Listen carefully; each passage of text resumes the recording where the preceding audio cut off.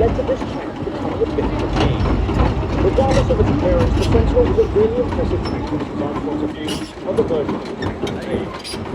Results were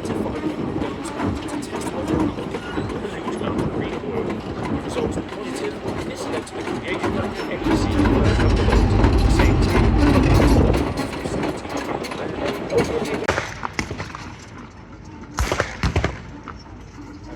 Compared to World War II, World War I was almost carried out in slow motion. The amount of time that might will take to get round to subdue that German position. And I think things around. As I said, it takes 4 men to steer one of those tanks.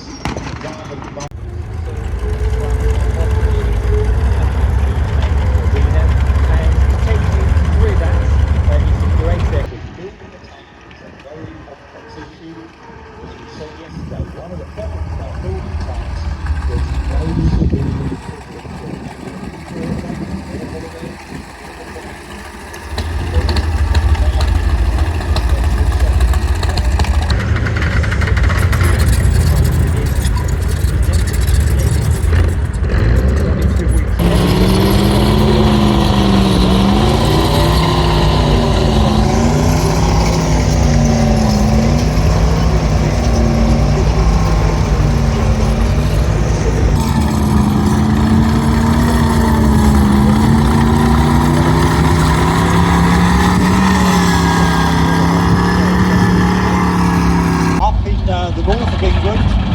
they've never made a tank before.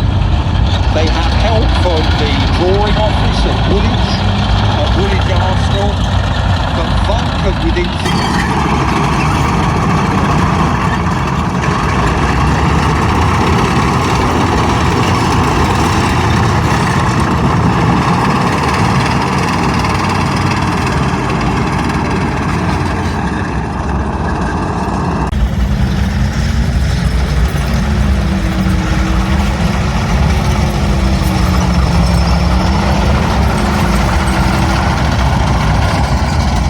where the tanks are, so the tanks in many ways are fighting on their own, but that thick armour is one of the reasons the Germans start the Tiger programme.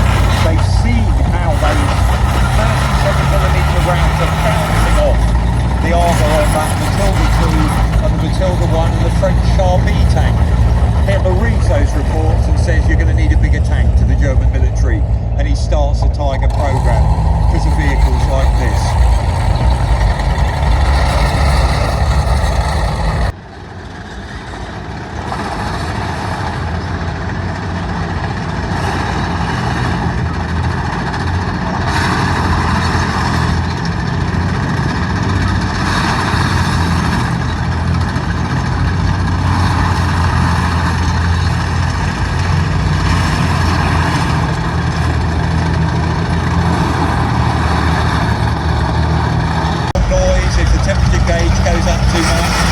Don't be afraid, pull over, park up.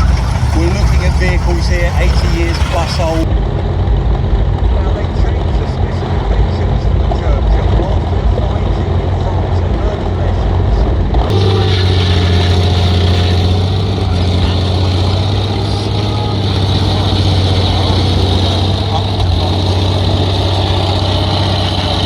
For us, we're going to see later on.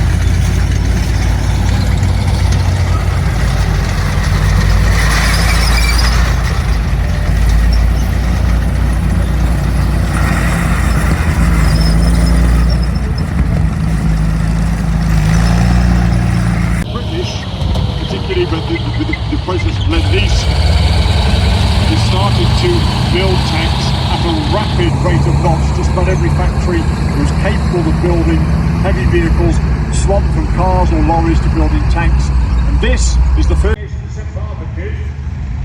the St. Barbara used the Stuarts throughout the Western War as their reconnaissance vehicle. The M3 Stuart, and it's later derivative of the M5, which is more similar, but an upgraded version. So it's one of these, for instance, which had to face Michael Pittman and field blockage after the D-Day at the Medal contest, I'm sure some of you know. Now the final tank in my section coming on here is what I'm really pleased to see. I've never seen one of these.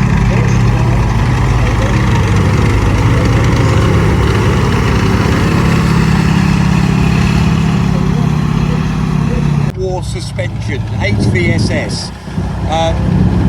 Again, not seen on the battlefield till about December 44, but it's a great representative example of how America moves from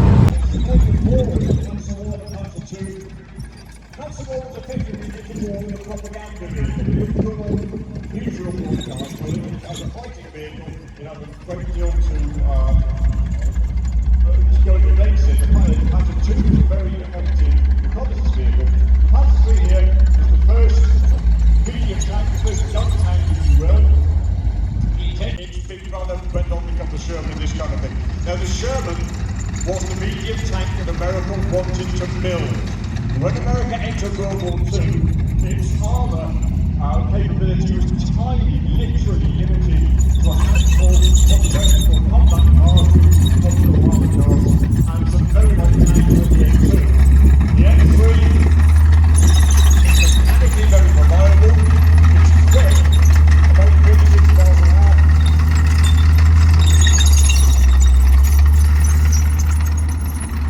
But it's relatively lightly armoured. In time for Operation Crusader. Known as the Stuart, the story, I more or less have to tell this story. The story is that Churchill found it difficult to cope with the alphanumeric designations of American tanks, and so he simply said at one point, for goodness sake, why don't they give them names? So he tended to name American armies. Now, the vehicle is coming behind me. I am very excited about this because I've never seen one of these move before. This is the M3 Grant. This is the tank in a sense that the Americans wanted to build. So, Panzer III remained in production throughout the war, ultimately surrendered the Stunt 3 and the assault gun, which in fact was the greatest killer in World War II.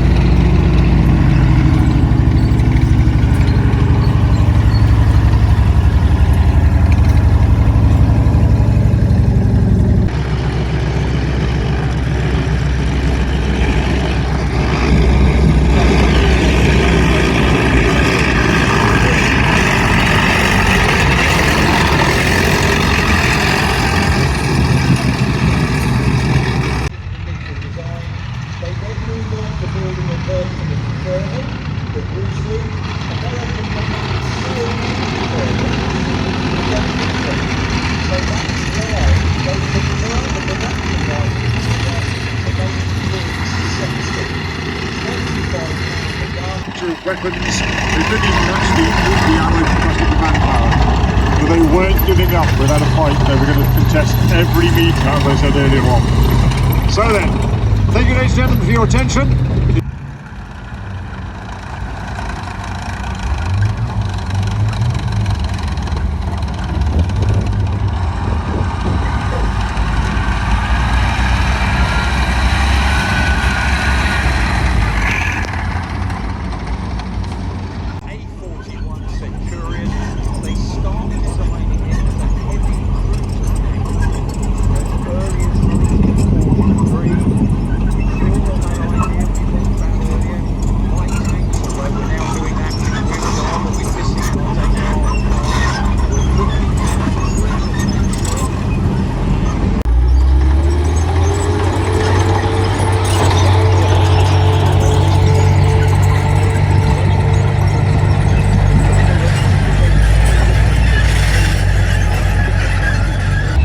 System there.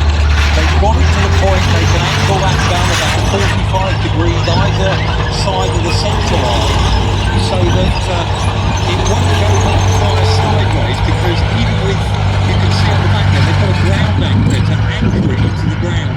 If you turn the gun 90 degrees,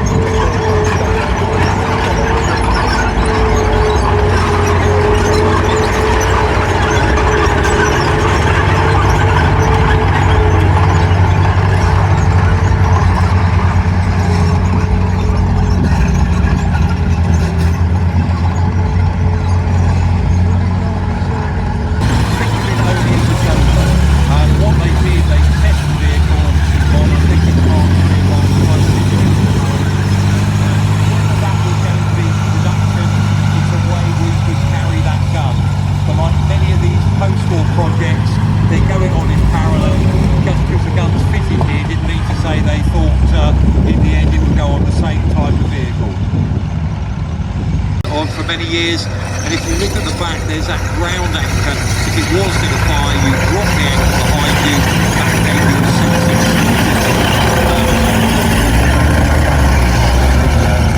guns they're using in different roles. And if you go to South Africa, they've still got the Centurion in service. It's called the Oliphant. It does look the same, they've added different arm around the outside, so it's one of those tank stories that fills the gap. But as we go back to, as I said earlier, great World War II tank that doesn't see action in World War II, but for the next 20 years, one of the best tanks in service all around the world. Sees action in the Korean War. The defence staff, the British Army, at the end of this,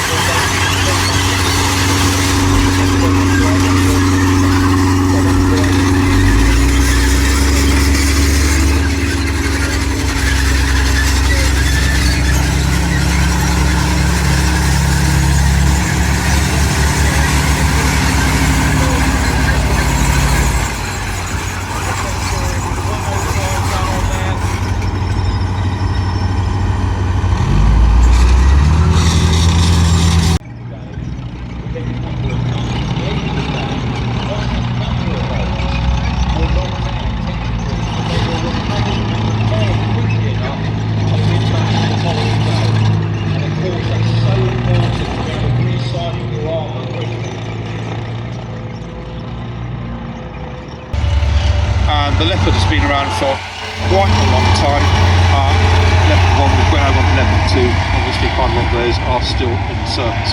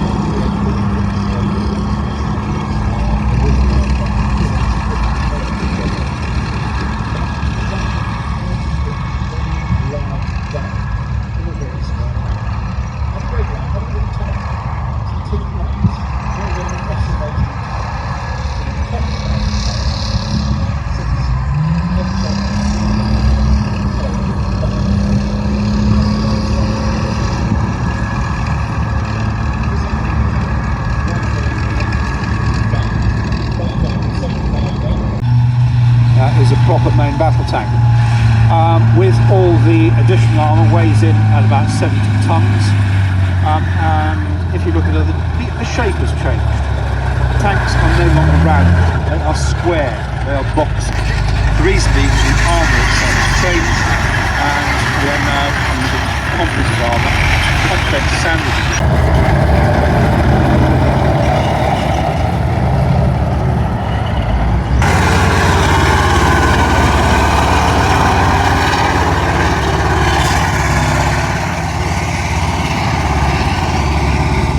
You've got a winch as well, I believe. Yes, so the Atlas crane, so the role of that is that can carry up to 6.5 tonnes. It means that it can lift the engines or the power packs of all armoured fighting vehicles up to Challenger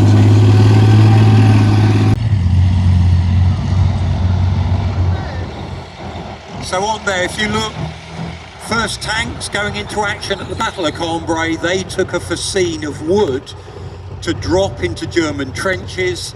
That's the modern equivalent. You're looking there at plastic drain pipe almost. That can be put into a gap, a trench. Vehicles can then manoeuvre over it without having to lay a whole bridge there. And it's held in place, I gather, by the digger claw and arm, or the arm sometimes.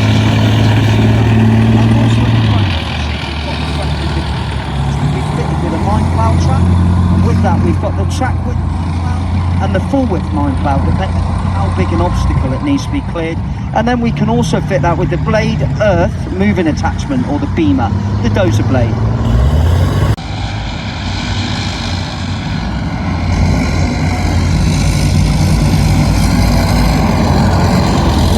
Now you can see that one of the reasons they built this family of vehicles in the way they are, they're all integrated so that basically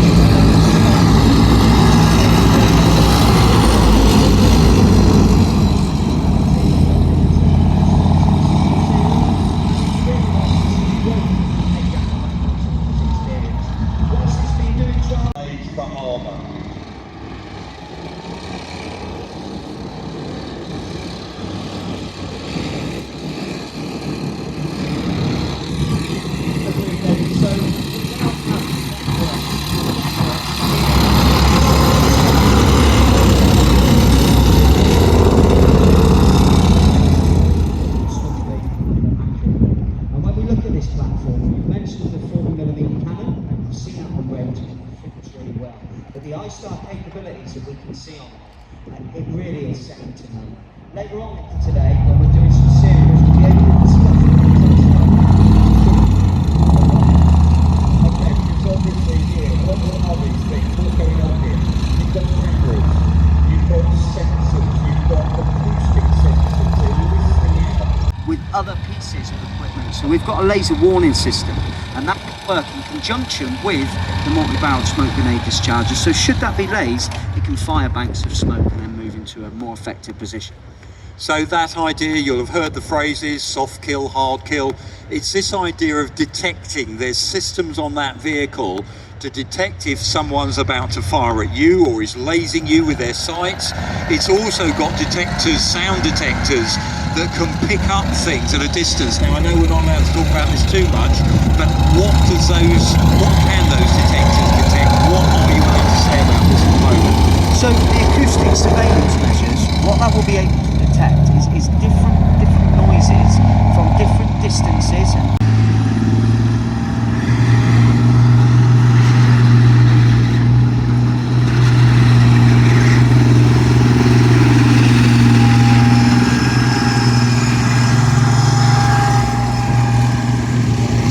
So with all the extra equipment on there, this has caused a weight increase of nearly 12 tonne, going from just under 63 tonne to just under 75 tonne. So because of these additions, we need to ensure that the crab is also operational entry standard so it can tow it. Otherwise there'd be nothing that can tow the engine.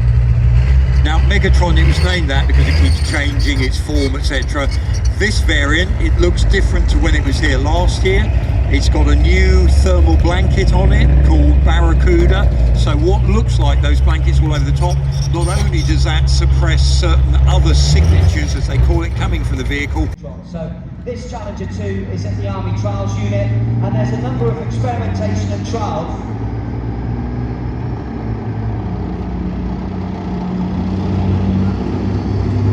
conducted on this tank. Therefore, Megatron, because it's finished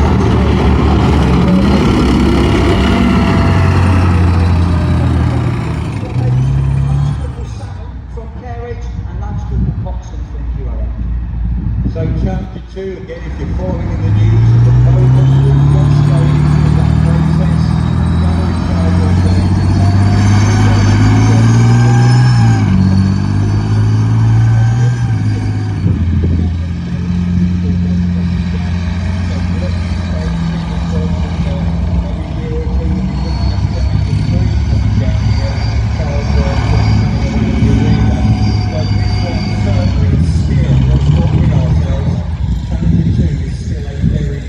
It's also got all those other bells and whistles we mentioned earlier, isn't it?